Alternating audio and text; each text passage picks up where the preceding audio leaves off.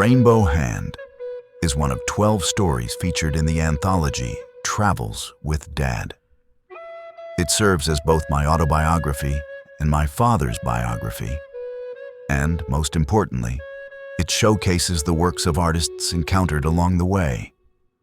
Artists who brought narrative art to life on the silver screen during the golden age of Hollywood.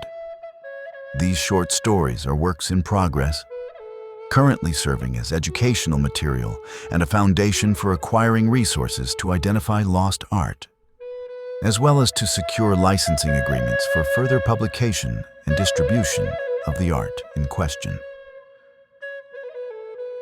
Paul Dyke, a Dutchman by birth and later a deeply bonded friend of the American Indian, was an amazing artist. He was also a legitimate Indian blood brother and chose to ride the iconic Indian motorcycle, America's first motorcycle company. This was not merely a homonym. Rather, Paul was a first, as was his bike. One morning, Paul arrived at our house and offered me, then 4 years old, a ride around the block. That brief ride turned into a trip to the Washington Memorial, 3 miles from our home in Arlington, Virginia.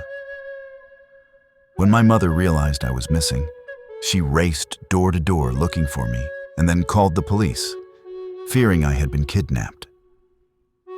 It took Paul several weeks of sending flowers, candies, and apologies to regain my mother's friendship. Paul entered our family circle when he met my father in the Navy's graphic art department in Washington, D.C. Dad and my kidnapper became good friends as they collaborated on illustrating the Navy Blue Jacket Manual. Before the war, Paul worked in advertising in the Big Apple, but struggled emotionally under the immense stress of his high-pressure Madison Avenue job. A nervous breakdown landed him in the hospital, where a doctor grimly warned he had only 6 months to live if he didn't change his lifestyle, prescribing a convalescent ranch out west. The trip started off well, but Paul was still very ill. While driving through the Arizona desert under the scorching sun, he blacked out. The car veered off the road into the flat desert with Paul unconscious at the wheel.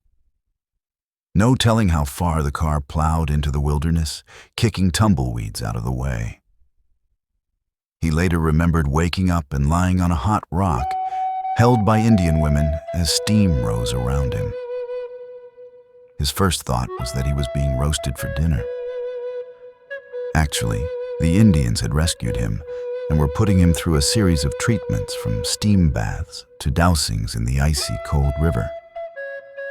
Paul was adopted by his rescuers and spent years riding his Indian bike between villages, trading his portrait drawing skills for artifacts that grew to amazing proportions and now reside at the Buffalo Bill Center in Wyoming.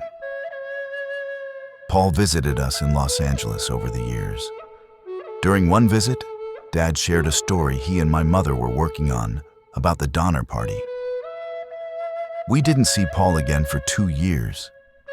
During that time, he was inspired by the story and created life-size paintings of the Native Americans encountered by these pioneers on their tragic journey to the Oregon Trail. These paintings helped Dad create costumes for the film.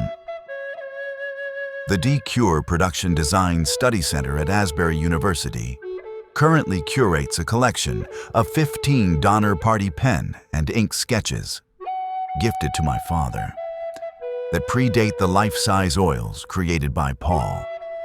Our mission is to help locate the full collection of life-size oil paintings created from these pen and ink sketches. We invite you to consider becoming a project sponsor. 50% of your donations will help locate these lost treasures. The remaining funds will support institutions that curate identified parts of the collection, which are housed in qualified institutions.